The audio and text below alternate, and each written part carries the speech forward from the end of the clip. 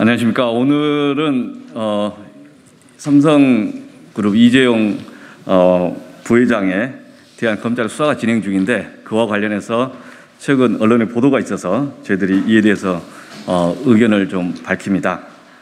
최근에 기소 유예니 또는 기소 불기소 여러 가지 논란들이 있었는데, 그 논의에 대해서 요즘 상황이니만큼 입장을 밝히겠습니다. 저희 민병덕 의원과 오기영 의원 같이 정무위 소속으로 우리 사회의 경제 민주화에 대한 관심을 갖고 있습니다. 이 관련된 주제이기 때문에 법사위가 아니지만 의견을 밝히겠습니다. 먼저 민병덕 의원이 말씀을 좀 드리겠습니다. 경기 안양 동안갑의 민병덕 의원입니다. 정무위 소속입니다. 이재용 사건 무혐의가 아니라면 기소가 정답이다. 2020년 6월 26일 검찰 수사심의위원회는 이재용 부회장의 기소 및 수사 계속 여부를 심의한 후 수사 중단 및 불기소 의견을 밝힌 바 있습니다. 지난주부터 검찰이 이재용 부회장 사건에 대해 기소유예를 할 가능성이 있다는 보도들이 이어지고 있습니다.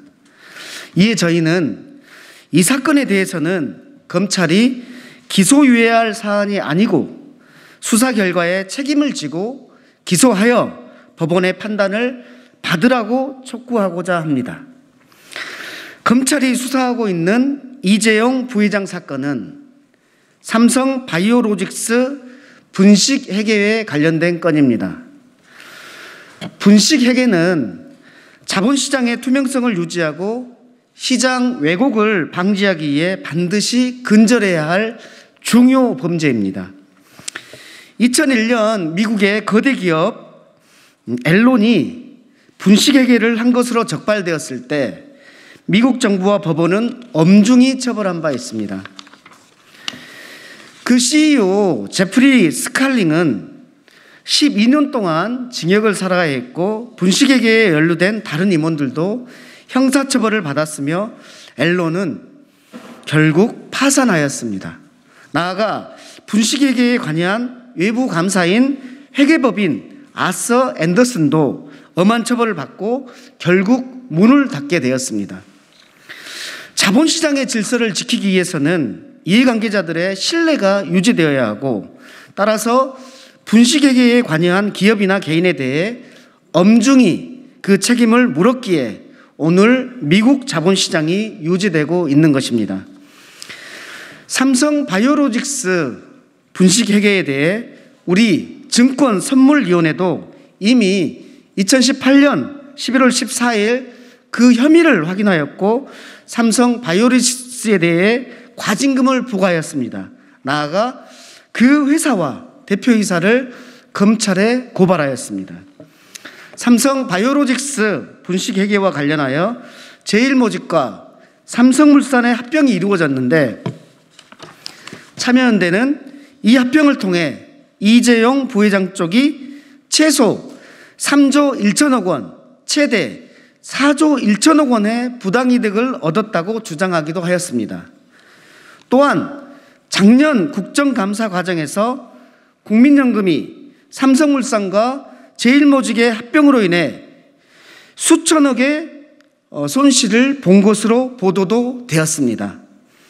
삼성 바이오로직스 분식회계로 인한 영향 등을 고려할 때 분식회계가 삼성 바이오로직스 직원들만의 결정으로 이루어진 것인가, 이재용 부회장도 모르게 이루어질 수 있는가라는 의문이 제기되었습니다. 그래서 검찰이 지난 1년 반 이상 이재용 삼성전자 부회장에 대한 자본시장법, 외부감사법 위반 혐의에 관한 수사를 해왔습니다. 그리고 지난 2020년 6월 4일 서울중앙지방법원에 이재용 부회장에 대한 구속영장을 청구하였습니다. 검찰은 그 검찰 구속영장 청구를 기각하였지만, 담당 부장판사는 기본적 사실관계는 소명됐고 검찰은 그간의 수사를 통해 이미 상당한 증거를 확보한 것으로 보인다. 그다음 사건의 중요성에 비추어 볼 때 피의자들의 책임 유무 그 정도는 재판 과정에서 충분한 공방과 심리를 거쳐 결정하는 게 타당하다라고 담당 부장판사가 언급한 것으로 보도되었습니다. 현 시점에서 검찰의 선택지는 무혐의, 기소유예, 기소입니다. 그런데 구속영장 청구 과정에서 나온 보도에 의하면 검찰이 이미 상당 정도의 증거를 확보한 것으로 보인다는 것인데 이 점이 사실이라면 검찰은 스스로 무혐의 처분을 하는 것이 적절하지 않습니다. 기소유예도 답이 아닙니다. 기소유예란 범죄 혐의는 인정하지만 사회적으로 굳이 처벌할 필요가 없다는 판단인데 분식회계가 사회적으로 용납되어 온 가벼운 사안이라고 볼 수 있습니까? 검찰은 수사를 통해 이재용 부회장의 혐의가 인정된다면 기소하여 법원은 판단을 받아야 합니다. 만일 혐의가 없다고 판단된다면 혐의 없음 처분을 해야 합니다. 분식회계와 같이 자본시장의 기본 질서를 흔드는 사안에 대해 기소유예로서 종결해서는 안 될 것입니다.